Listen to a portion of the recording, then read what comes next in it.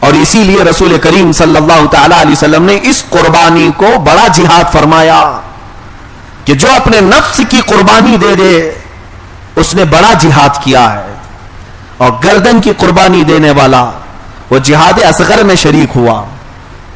اب آپ اندازہ کر سکتے ہیں میرے عزیزوں کہ آپ کو قربانی تو دینا ہی ہے، اور آج کے دور میں سمجھتا ہوں سب سے زیادہ جو تمہیں قربانی کا اور اپنی کسی چیز کو پیش کرنے کا یا لٹانے کا کوئی موقع ملتا ہے تو وہ صرف اور صرف یہی ہے کہ دنیا کے ایسے عظیم چیلنجز تمہارے سامنے ہے کہ پوری دنیا مٹھی میں آ گئی ہے، گناہوں کے ڈھیر لے کر کے آئی ہے۔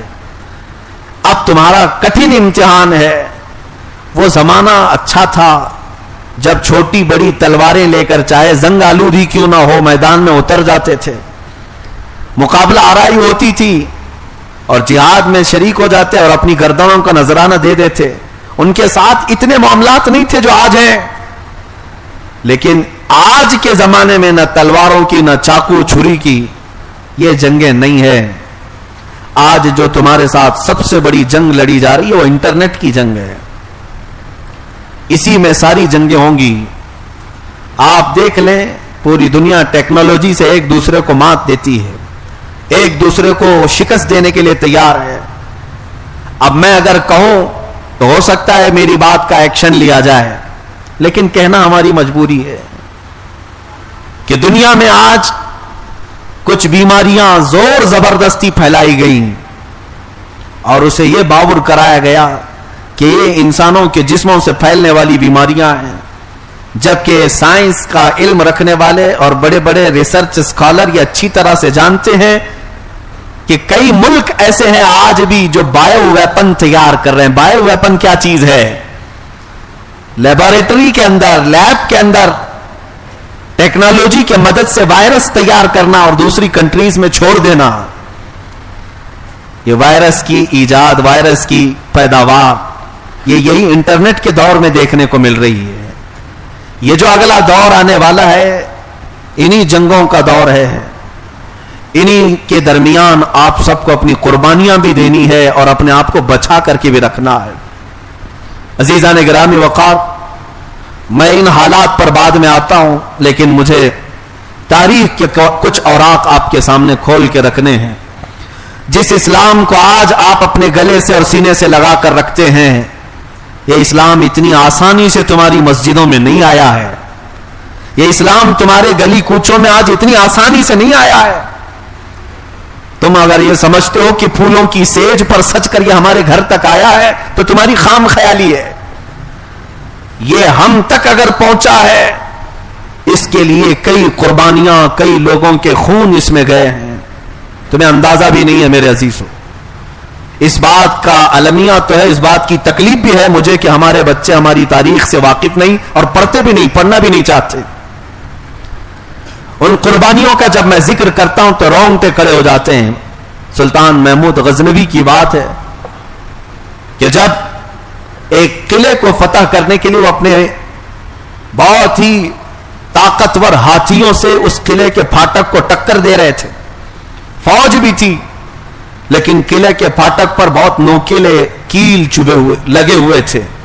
جیسے ہی ہاتھی ٹکر مارنے کے لیے آتے، ہاتھیوں کی سونڈ پر یا ان کے سروں پر وہ کیل دھس جاتے اور ہاتھی درد سے کراہتے ہوئے پیچھے ہٹ جاتے، اور اس کے علاوہ کسی کو وہ پھاٹک توڑنے کا اور اس پھاٹک کو کھولنے کا راستہ بھی نہیں تھا، طاقت بھی نہیں تھی۔ جانتے ہو تاریخ میں نے جب پڑھی، محمود غزنوی کی فوج میں 2 شہزادے تھے جو آل رسول تھے، سادات میں سے تھے۔ انہوں نے روز دیکھا کہ ہاتھ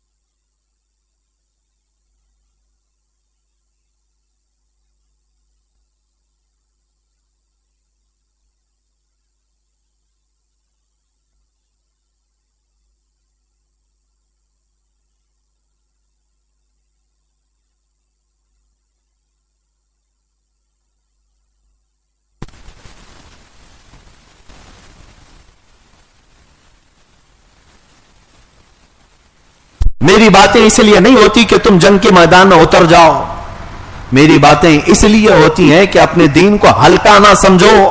آسمان سے یا زمین سے کہیں سے بھی کوئی طوفان آئے، میرا دین حق تھا، حق ہے اور حق رہے گا. اس بات پر یقین رکھنے کے لیے ہم آپ کو ابھارتے ہیں، اس کے علاوہ اور کیا مسئلہ ہے؟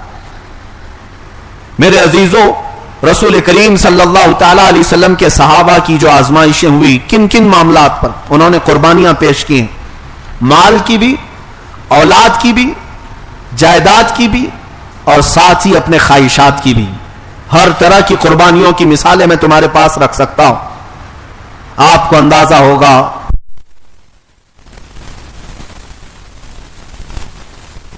تو یہ ہجرت عام بات نہیں ہوتی. آج اگر آپ کو اپنے آبائی وطن چھوڑنے کے لیے کہہ دیا جائے تو جہاں پیدا ہوئے، جہاں پلے بڑے، جہاں جوان ہوئے، جہاں تمہارے رشتہ دار ہیں، جہاں تمہارے دوست و احباب ہیں، اس وطن کو اچانک چھوڑ کر ایک نئی جگہ پر جا کر بسنا عام بات نہیں ہے. میرے عزیزوں، بہت سخت مرحلہ ہوتا ہے، ہمیں اندازہ ہے اس بات کا. رسول پاک صلی اللہ تعالی علیہ وسلم جس وطن کو چھوڑ کر جا رہے تھے وہ عام شہر نہیں، وہ بھی اللہ کا شہر ہے، مکہ مکرمہ. اور جانتے ہیں جب رسول کریم صلی اللہ علیہ وسلم ہجرت کر کے مدینہ طیبہ چلے گئے تو صحابہ کا حال کیا تھا؟ صحابہ یہ سوچتے کہ حضور وہاں ہیں تب بھی ہماری سن رہے ہوں گے، یہاں رہیں گے تب بھی ہم ایمان پر رہیں گے. نہیں، وہ صحابہ کا ایمان ایسا تھا کہ کفرستان میں رہنے سے بہتر ہے کہ میرے آقا کے قدموں میں کھجور کی گھٹلیاں کھا کر کے رہیں. بڑی بڑی جائیدادیں چھوڑ کر کے وہ مکہ سے نکلے تھے. اور ایک ایسی ہی تاریخ کے جھروکوں میں بات ملتی ہے. حضرت ام سلمہ کا نام سنا ہوگا. ام سلمہ اور ان کے شوہر ابو سلمہ. سلمہ چونکہ ان کے بیٹے کا نام تھا اس لیے ان دونوں کا لقب یہ ہوا، اصل نام ان کا ہند ہے. یہ دونوں شوہر بیوی ام سلمہ ابو سلمہ، ان کا ایک بیٹا ہے. اور دونوں اس وقت رسول کریم صلی اللہ تعالی علیہ وسلم کی بارگاہ میں ایمان لائے جب حضور ہجرت کر کے جا چکے تھے. شوہر اور بیوی دونوں ایمان لائے، بچہ ساتھ میں ہے. مسئلہ کسی کو ہونا ہی نہیں چاہیے، لیکن شوہر اور بیوی اور بچہ تینوں مل کر کے مکہ چھوڑ کر ہجرت کر کے جانے لگے. بات اصل یہ تھی کہ ام سلمہ کا خاندان الگ تھا، ابو سلمہ کا خاندان الگ تھا، اور دونوں کافروں کے خاندان ہیں. جب دونوں خاندانوں کو معلوم پڑا کہ ہمارا بیٹا اور ان کی بیٹی ہجرت کر کے جا رہے ہیں تو ایک دوسرے پر الزامات لگانے لگ گئے. ابو سلمہ کا خاندان یہ کہنے لگا کہ فلاں قبیلے کی لڑکی ہمارے بیٹے کو اس طرح سے حاوی ہو گئی ہے کہ وہ اسے گمراہ کر کے مدینے لے جا رہی ہے، لہذا پورا خاندان امڑ کر کے آ گیا روکنے کے لیے، ہم اپنے بیٹے کو نہیں بھیجیں. اور ام سلمہ کا خاندان کہ یہ ہمارے خاندان کی بیٹی ہے، اس کو فلاں خاندان کا بیٹا لڑکا لے کر کے جا رہا، حالانکہ دونوں شادی شدہ ہیں. اب ان دونوں شوہر اور بیوی کے معاملات کو لے کر دو بڑے خاندان مکہ کے میدان میں آ گئے جھگڑا کرنے کے لیے. اب بات یہ ہو گئی کہ ام سلمہ اور ابو سلمہ دونوں کہنے لگے کہ ہم چاہے کوئی صورت ہو ہم مدینہ طیبہ جانے کے لیے تیار ہیں. یہ خاندان بھی چھوڑنے کو تیار ہے، وہ خاندان بھی چھوڑنے کو. اب دونوں خاندان والوں نے دیکھا کہ ہمارا بیٹا بھی نہیں مان رہا، ان کی بیٹی بھی نہیں مان رہی، تو بچے پر آ گئے کہ بچہ جو ہے یہ نہیں لے جا سکتے. لیکن اب لے گا کون اس بچے کو؟ تو ابو سلمہ کے خاندان والے کہنے لگے بچہ باپ کا ہوتا ہے، یہ بچہ ہمیں دیا جائے. ام سلمہ کے خاندان یہ کفار و مشرکین جو عرب کے تھے مکہ کے، یہ ہمیشہ نخوت میں، گھمنڈ اور تکبر میں مبتلا زیادہ رہا کرتے تھے، ہار ماننا ان کی عادت نہیں تھی. ام سلمہ کے خاندان والے کہنے لگے نہیں، بچہ ماں کا ہوتا ہے. 1.5 سال کا بچہ دودھ پیتا ہوا، اس کے لیے لڑنے لگے کہ ماں کا ہوتا ہے ہمیں دیا جائے. دونوں خاندان بچے کو لے کر کے لڑنے لگ گئے، اور اس کے بعد ہوا یہ کہ بچے کو اٹھایا. ابو سلمہ کے خاندان والا بھی، ام سلمہ کے خاندان والوں نے بھی اس بچے کو اتنا کھینچا کہ دونوں بچے کے ہاتھ نکل کر کے باہر آئے. خاندان والوں نے بچے کے ہاتھ اکھیڑ لیے ماں اور باپ کے سامنے. ام سلمہ کس کا نام ہے میں آج آپ کو بتاؤں، کون ہے یہ خاتون. اس خاتون کے سامنے 1.5 سالہ دودھ پیتا بچہ، دونوں ہاتھ جب خاندان والوں نے اکھیڑ لیے تو بچے کی کیفیت کیا ہوگی؟ ماں بلک گئی لیکن کوئی تیار نہیں ہے، اس کے باوجود بھی خاندان اس بچے پر ٹوٹ پڑے، یہ بچہ ہمیں دیا جائے، ہمیں دیا جائے۔ چند منٹوں کے بعد دیکھا گیا تو بچے نے دم توڑ دیا، جگہ پر بچے کا انتقال ہوا۔ اور اس کے بعد ام سلمہ کیا کرتی سوائے اس کے کہ اپنے بچے کا غم کھائے؟ میرے عزیزو، یہ لمحہ کیسا ہوتا ہوگا تصور کر سکتے ہو ذرا؟ جس ماں کے سامنے اس کے 1.5 سالہ بچے کے دونوں ہاتھ اکھیڑ دیے جائیں اور پھر اسے مار دیا جائے، بچہ مر جائے، ماں کی کیفیت کیا ہوتی ہوگی؟ ابھی چند گھنٹے نہیں گزرے ہوں گے، رحم آیا، ام سلمہ کے خاندان والوں کو کہا بیٹی ہے تو تو ہماری بیٹی، بچہ مر گیا، چل واپس اپنے گھر، قربان جاؤ ام سلمہ پر۔ کہتی اب میرا کوئی خاندان نہیں سوائے رسول اللہ کے، میں اگر جاؤں گی تو مدینہ طیبہ جاؤں گی میرے رسول صلی اللہ علیہ وسلم کے قدموں میں۔ اس بات پر جب وہ سوار ہوئی تو میرے عزیزو حالات ایسے پیش آئے کہ ان کے شوہر جو ابو سلمہ تھے ان کو بھی گرا کر ختم کر دیا، شوہر کا بھی انتقال، تنہا عورت باقی رہ گئی، نہ اس خاندان والا اب لینے کو تیار، نہ اپنا خاندان، بچہ بھی گیا، شوہر بھی گیا، لیکن ہار ماننے کو تیار نہیں۔ وہ کیسی صحابیہ تھی، وہ تنہا سفر کرتی کرتی کرتی مدینے کے قریب آ گئی، ایک صحابی ملے، ان سے کہا، وہ صحابی ان کی حالت کو دیکھ کر کے رونے لگے۔ مکہ سے ایک تنہا عورت سفر کر کے آ رہی، جب اس نے اپنے دکھڑے سنائے، اپنے بچے کا غم، تو رو پڑے۔ کہا رسول اللہ کے لیے تو سب کو چھوڑا ہی؟ کہا ہاں، بس ایک بار اس چاند جیسے چہرے کو دیکھنا، بس مجھے زندگی مدینہ طیبہ میں گزارنی۔ وہ تو آئی تھی، مدینے میں ایک جھونپڑی مل جائے میں یہی رہ جاؤں گی۔ وہ صحابی لے کر میرے آقا کی بارگاہ میں پہنچے، کہا یا رسول اللہ یہ ام سلمہ فلاں خاندان کی بیٹی ہے، اس کا شوہر فلاں خاندان کا، اور اس کے ساتھ یہ معاملہ پیش آیا۔ حضور نے پوچھا کیا ہوا؟ جب ام سلمہ بتانے لگی میرا 1.5 سالہ شیرخوار بچہ، دودھ پیتا بچہ میرے سامنے، دونوں ہاتھ کھینچ لیے خاندانوں نے اور مار دیا، مجھے اس کا غم تھا، میرے گھر چھوٹنے کا غم تھا، ساتھ ہی راستے میں میرے شوہر کے انتقال کا غم تھا، لیکن یا رسول اللہ یہاں پہنچ کر کے سارے غم دور ہوئے۔ میں آپ کے دربار میں آئی، میرے مصطفیٰ کریم صلی اللہ علیہ وسلم نے ام سلمہ کو کوئی جھونپڑی نہیں دی، کوئی مکان نہیں، بلکہ ارشاد فرمایا ام سلمہ سے اللہ کا رسول نکاح فرماتا۔ حضور اکرم صلی اللہ تعالی علیہ وسلم نے اس بیوہ خاتون ام سلمہ سے نکاح کیا اور قیامت تک آنے والے کروڑوں مسلمانوں کی انہیں ماں بنا دی۔ وہ ام المومنین حضرت ام سلمہ رضی اللہ تعالیٰ۔ میرے عزیزوں، ازواج مطہرات کی بات آئے تو میں ہر زوجہ کے بارے میں یہ بتا سکتا ہوں کہ میرے آقا نے کیوں نکاح کیا۔ یہ ظالم درندے اگر دریدہ دہنی کے ساتھ اگر میرے مصطفیٰ پر انگلیاں اٹھاتے ہیں کہ 9 شادیاں ہوئی، 10 شادیاں ہوئی، تمہیں پتا ہے کہ کس کے ساتھ کس لیے نکاح کیا میرے مصطفیٰ نے؟ صرف اور صرف دل جوئی کے لیے۔ ایک وہ خاتون جو اپنے سارے خاندان چھوڑ کر آئی ہو، اپنے بچے کا غم کھا کر آئی ہو، اپنے شوہر کی جدائی برداشت کر رہی ہو، اس بیوہ خاتون کو مدینے میں آنے کے بعد اگر میرے مصطفیٰ نے اپنایا ہے تو یہ دنیا کا سب سے بڑا انصاف ہے، یہ دنیا کا سب سے بڑا عدل ہے۔ خیر میرا ٹاپک الگ نہ ہو جائے، 10 بیویوں پر اعتراض کرنے والوں کو چاہیے کہ پہلے 16,810 بیویوں والوں کی خبر لیں۔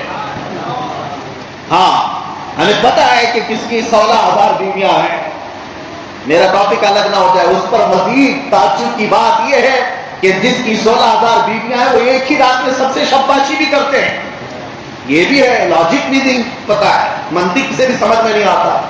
ہر بیوی کے پاس 1 منٹ بھی جائے تو 24 گھنٹے میں 16,000 سے زیادہ منٹ ہیں۔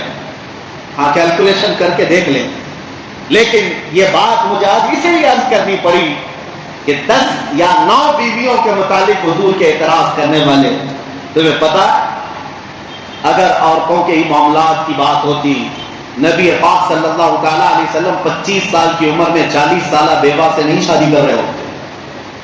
40 سالہ بیوہ سیدہ خدیجہ سے نکاح کیا، اور ایسا بھی نہیں کہ نکاح کر کے 1 2 سال کے بعد پھر دوسری بیویوں سے بلکہ 25 سال تک صرف حضرت خدیجہ کے ساتھ حضور پاک نے ازدواجی زندگی گزاری. جب تک ام المومنین حضرت خدیجہ باحیات تھی میرے آقا نے کوئی دوسرا نکاح نہیں کیا. حضرت خدیجہ کے انتقال کے بعد پھر دوسرے نکاح کیے، لیکن ہر نکاح میں حضور پاک صلی اللہ علیہ وسلم کے دیکھیں گے تو ایک عظیم مقصد کار فرما. جن بیویوں کو میرے آقا نے اپنایا ہے وہ یا تو مطلقہ تھیں یا تو بیوہ تھیں یا کہیں سے ظلم کے ساتھ آئی ہوئی تھیں. اللہ کے نبی نے اپنے حرم میں ان کو جگہ دیا. بہرحال میں جو عرض کر رہا تھا وہ قربانی. آپ میں سے یہ بتاؤ کون ام سلمہ کی اولاد جیسی اور اپنے شوہر جیسی قربانیوں کو پہنچ سکتا؟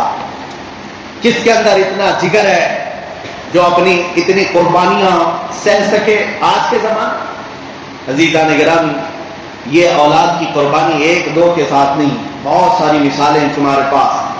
مدینے کی اس خاتون کے بارے میں آپ نے سنا ہوگا، اپنا 1-1.5 سال کا یا 2 سال کا دودھ پیتا ہوا بچہ لے کر حضور پاک صلی اللہ علیہ وسلم کے پاس آ گئی جب حضور کے صحابہ جہاد میں جا رہے تھے. کہا کہ یا رسول اللہ اس کو بھی قبول کر. کہا اس کو کیا کریں گے؟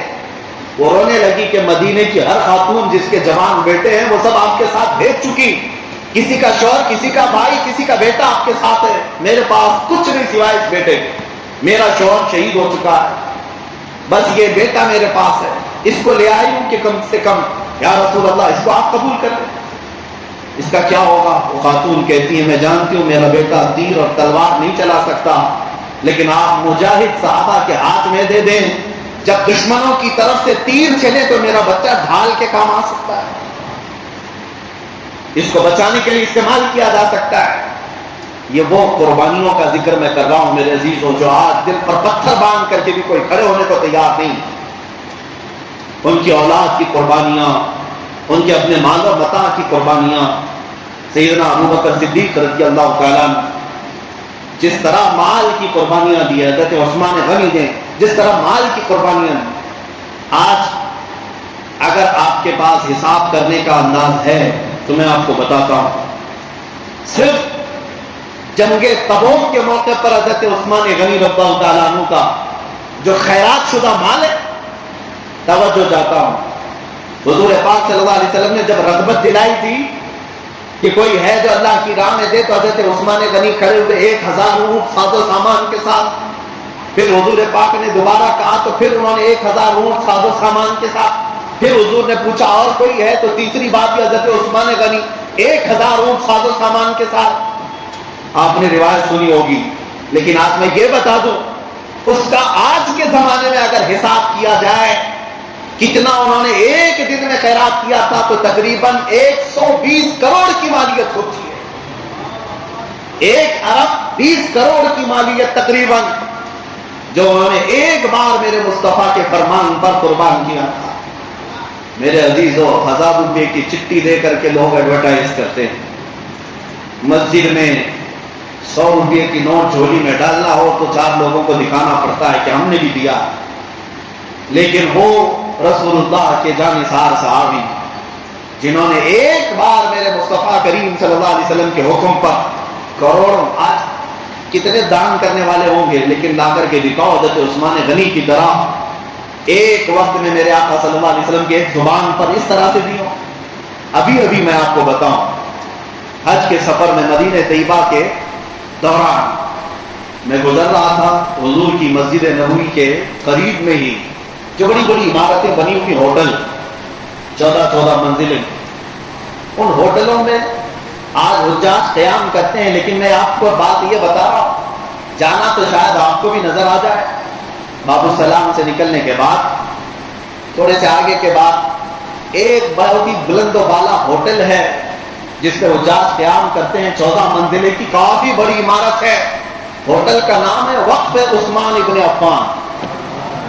حضرت عثمان بن عفان کے مال سے بنا ہوا ہوٹل آج بھی مدینے میں ہے. آج بھی 14 صدیاں گزر گئی، ان کے اللہ کی راہ میں دیے ہوئے اس مال کو اللہ نے آج تک ختم نہیں کرا.